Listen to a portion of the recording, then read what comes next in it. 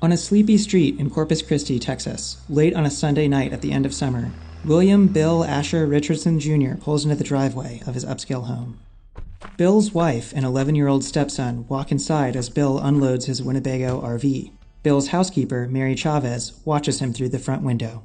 From the shadows, two figures appear, spotted first by Mary watching on. Two men armed with sawed-off shotguns run at Bill.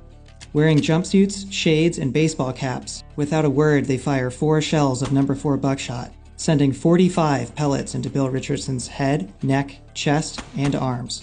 The shooters are gone as quickly as they arrive, fleeing in a waiting getaway car. Bill's wife tries to call for help, but the phone line has been cut. Her son runs to fetch a neighboring doctor, but it's too late. Bill Richardson, 40, dies on his driveway. Later, investigators call the murder a professional killing. Bill's death occurred on August 1, 1971. The murder case remains unsolved. But modern-day research can reveal more about that fateful night. Here's how we found fresh leads in a cold case murder, a tale full of gambling, hitmen, and pigeons.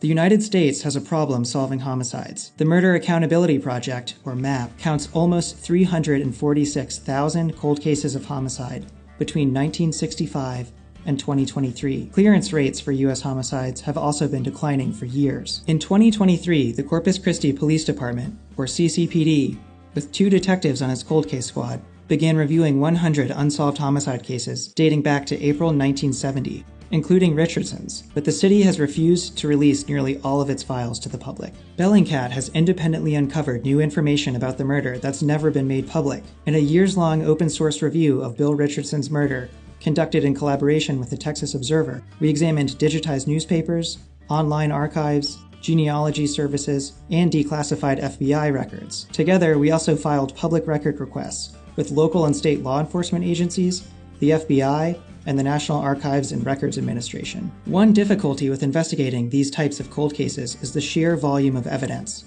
The FBI, for instance, has more than 12,000 pages and more than 2 hours of audio related to Bellingcat's requests for records on one potential suspect, but it released only 29 pages. The waiting period to receive all of these files, a spokesman said, is 6.5 years. We spoke to those familiar with Bill's case and those who knew him personally. Despite over 50 years passing since the murder, we found some were unwilling to publicly comment on the case due to its apparent ties to organized crime.